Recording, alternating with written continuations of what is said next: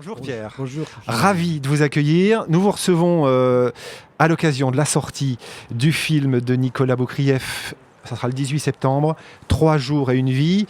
Pourquoi ? Parce que d'abord c'est tiré d'un de vos romans, c'était paru après Au revoir là-haut de mémoire. Oui, juste après. Ça, juste après. Tout à fait. Et puis on va en parler parce que vous faites une apparition dans le film, Ouais. même plus un joli petit rôle de procureur d'ailleurs. L'histoire, là aussi je vais essayer d'en dire le moins possible, Ouais, tout s'il en... vous plaît, je vous surveille. Tout en mettant nos auditeurs, en leur donnant envie de voir le film. On est en 99, dans les Ardennes belges. Un jeune garçon qui s'appelle Antoine, une douzaine d'années, garçon un peu écorché, un peu à part, se lie d'amitié avec un petit garçon qui est plus petit que lui, qui s'appelle Rémi, qui est le fils de voisin. Et suite à un concours de circonstances dramatiques, Antoine va tuer Rémi, d'une manière accidentelle sur un accès de rage, on va dire.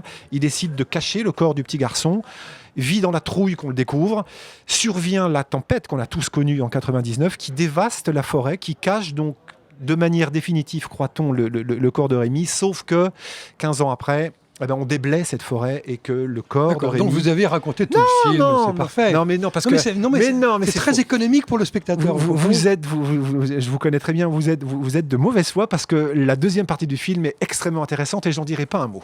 Bon, c'est bien. Donc les gens peuvent venir simplement pour la deuxième partie du film, mais ils payeront place entière. Oui, c'est ça, évidemment. Vous êtes co-scénariste du film, vous avez écrit les dialogues, vous jouez donc un rôle. C'était le cas aussi pour Au revoir là-haut. Vous n'étiez pas dans le film, mais vous étiez. Si, j'étais dans le vous film. étiez en film en plus. Mais ça a sauté au montage. Apparition. Et là, Nicolas Boukrieff a dit je vais le garder cette fois-ci. Qu'est-ce qui vous plaît dans le fait d'aller au-delà du bouquin et de mettre votre patte dans ce qui devient un film ? Mais écoutez, il y a deux choses. D'abord, c'est très amusant à faire. C'est très amusant parce que c'est un métier de gamin. Déjà, je fais un métier d'enfant. En fait, moi, qu'est-ce que je fais toute la journée ? Je dis, oh, et si le type, il faisait ça ? Oh non, plutôt, il ferait autre chose. Exactement comme des gamins qui jouent aux cow-boys et aux Indiens. Donc déjà, je fais un métier très infantile. Et le cinéma est un art extraordinairement infantile. C'est-à-dire que tout le monde s'amuse beaucoup sur un plateau, on prend des choses très au sérieux, mais enfin on raconte des histoires et il n'y a rien de plus infantile et donc de réjouissant et de printanier, de spontané dans le cinéma. Alors bien sûr c'est une technique, c'est une industrie, tout ce qu'on veut, mais enfin il demeure quand même ce goût de raconter les histoires. Alors moi je crois que ça touche à mon côté enfantin et puis il y a une deuxième raison, un peu plus technique, c'est que ça me passionne beaucoup de savoir comment on peut raconter la même histoire autrement. Moi je suis un type qui raconte des histoires, je suis assez passionné par la technique, comment est-ce qu'on fait pour raconter bien une bonne histoire, fabriquer une bonne histoire. Et le cinéma nous oblige à parler avec un autre langage, une autre grammaire. Et c'est intéressant, c'est comme si j'allais faire un stage de langue étrangère dans mon propre métier. C'est assez passionnant.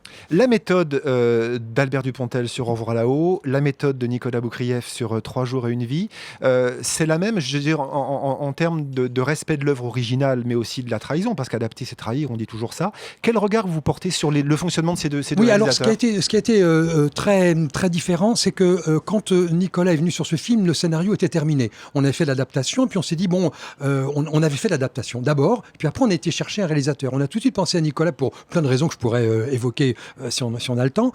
Donc on est dans une dynamique un petit peu différente, alors qu'avec Albert, on a travaillé ensemble sur le début de l'adaptation, puis après il a fait tout seul, lui, la grande partie de l'adaptation essentielle. Avant tout, c'est un film de Dupontel, avant d'être une histoire de Pierre Lemaitre. Et donc on est dans une circonstance un petit peu différente dans la mesure où dans le premier, avec Albert, on a quelqu'un qui écrit, et là on a quelqu'un qui d'habitude écrit mais qui n'écrivait pas. C'est ce que j'ai adoré avec Boukrieff, c'est quand on lui a amené le scénario, il a dit je vais faire comme Hitchcock, je vais enfin réaliser un film que j'ai pas écrit. Ça l'amusait beaucoup et je lui ai dit tu crois pas s'il vient dire, parce que quand tu vas le lire, j'espère que tu vas trouver quelque chose d'un petit peu Hitchcockien là-dedans. Et l'acteur, Pierre Lemaitre, alors, parce que vous jouez le procureur, une vraie séquence qui est importante d'ailleurs, qu'un des moments pivots du film. Là aussi, on revient au plaisir de gamin, ça vous amuse? Oui, ça absolument. Alors, et vous croyez pas si bien dire, c'est que ma première envie, ma première vocation, je voulais être acteur. Et pas n'importe quoi, Stéphane. Je voulais être acteur à la Comédie Française. J'y avais jamais mis les pieds. Non, mais c'est vous dire à quel point on réagit sur des images. C'est-à-dire, je voulais être à la Comédie Française, alors que je savais même pas où ça se trouvait. Je suis rentré à la Comédie Française bien plus tard comme spectateur, mais je ne connaissais pas. Mais c'était pour moi une espèce d'image mythique. Je voulais être acteur. Alors bon, la vie en a décidé autrement, mais j'avais préparé le conservatoire. J'avais eu vraiment une petite velléité. Bon, les circonstances de la vie l'ont pas faite. Et puis, au moment où on a commencé à adapter les choses au cinéma, je me suis dit, ça serait amusant, mais j'ai jamais rien demandé. C'est Albert qui m'a dit, écoute, tiens, est-ce que tu veux pas venir faire une petite apparition? Alors ça m'a amusé. Et puis quand Nicolas m'a dit, écoute, je pense que ça serait pas mal qu'on te donne un rôle, je me suis dit, ça serait amusant. Donc là, on fait une petite séquence, c'est amusant. Franchement, c'est vraiment, vous ne croyez pas si bien dire que c'est doublement un rêve de gamin. D'une part parce que c'est un métier infantile et rafraîchissant, et puis parce que c'était aussi un vieux fantasme du Pierre Lemaitre quand il était petit. Pierre Lemaitre, écrivain, auteur, adaptateur, dialoguiste, acteur. Mais peut-être je vais prendre votre place après. C'est un appel à candidature. Non, mais la case réalisateur, elle sera cochée quand? Alors, elle ne sera pas cochée. Non, elle ne sera pas cochée parce que ma femme ne veut pas. Non, mais vous, je plaisante pas. Écoutez, moi, je suis comme beaucoup de romanciers, ça m'a tenté de passer de l'autre côté de la caméra. Et je me suis dit, à un moment, et mon épouse m'a convaincu. Elle m'a dit, écoute, c'est une autre grammaire, un autre langage, et c'est bien. Tu sais très bien faire ton métier. Elle a la gentillesse de le croire, en tout cas de me le dire. Je ne sais pas s'il le croit. Elle n'est pas la seule, non? Non, elle n'est pas la seule. Mais elle me dit, c'est un autre langage. Et puis, il y a aussi une autre raison. C'est beaucoup de temps. Faire un film, c'est 2 ans, 3 ans de sa vie. Moi, en 3 ans, j'écris un roman et demi. Quoi. Donc, il faut savoir où sont les priorités. Donc, ça m'a tenté à un moment, mais les raisons qu'elle oppose, qui sont des raisons valides. C'est beaucoup de temps, beaucoup d'investissement, c'est un autre langage. Et puis, elle me dit un truc qui m'a définitivement décidé. Elle m'a dit, ne te rends pas ridicule. Et donc vous l'avez écouté. Ah bah oui. Elle a vu le film? Elle a vu le film, elle aime énormément le film. Bon. Elle a aimé, beaucoup. On va citer vos autres partenaires de jeu s'il vous plaît. À l'affiche. Acteur formidable qu'on avait découvert dans le film Patient de Grand Corps Malade, Pablo Poli, qui est formidable. Il est formidable. Hein. Qui il tient cette partie, deuxième partie à bout de bras, un adulte, deuxième partie dont on ne parle pas, je vous le rappelle. Dont on ne parle pas. On a défloré que la première partie. Exactement. Sandrine Bonner également, Charles Berling, Philippe Torreton et tant d'autres. Très beau casting.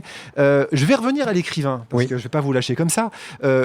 Au revoir là-haut, il y a donc eu ce film. On a retrouvé ensuite la suite d'Au revoir là-haut, Couleur de l'incendie. Moi, j'attends le 3e maintenant, Pierre. Eh bien, écoutez, vous l'aurez le 4 janvier prochain, 4, 5, 6 janvier, enfin la première semaine de janvier, puisque le livre est terminé. Il est maintenant livré à l'éditeur, on est dans les corrections. Il s'appelle Miroir de nos peines, miroir au singulier, Miroir de nos peines, et il se passe en juin 1940, et le héros est une héroïne, elle s'appelle Louise, et c'est la petite fille qui était amoureuse d'Édouard Péricourt dans Au revoir là-haut, je le dis pour ceux qui ont vu le film ou qui ont lu le livre. Donc elle avait 10 ans en 1920, elle a 30 ans en 1940, et c'est son histoire, une histoire de famille qui se déroule dans une période extrêmement tumultueuse qui est celle de l'exode de 1940, et donc cette jeune fille va être sur les routes à la recherche de la vérité sur son histoire personnelle qu'elle ignore, et voilà, le roman est un roman épique. Je crois que c'est un roman assez drôle, plus drôle je crois que les précédents, et je crois plus noir aussi. Donc il est plus contrasté. J'ai l'impression de terminer cette trilogie avec un roman qui condense à la fois la drôlerie et le tragique que je crois on pouvait trouver dans les 2 premiers volumes. Dernière question, est-ce que Couleur de l'incendie va devenir un film aussi comme Au revoir Absolument. Absolument. Couleur de l'incendie sera un film. Il sera réalisé par Clovis Cornillac. Voilà, très bien. Très belle info. Merci infiniment, Pierre Lemaitre. Merci de votre accueil. Impatient de vous lire, évidemment. Donc, début janvier, on l'a comprendre. Impatient de vous voir et de vous revoir. Dans la première et la deuxième partie, d'ailleurs, du film de Nicolas Moukhliev. Le film donc s'appelle 3 jours et une vie, adapté de votre roman. Il sort sur nos écrans le 18 septembre prochain. Excellent festival à vous. Merci beaucoup.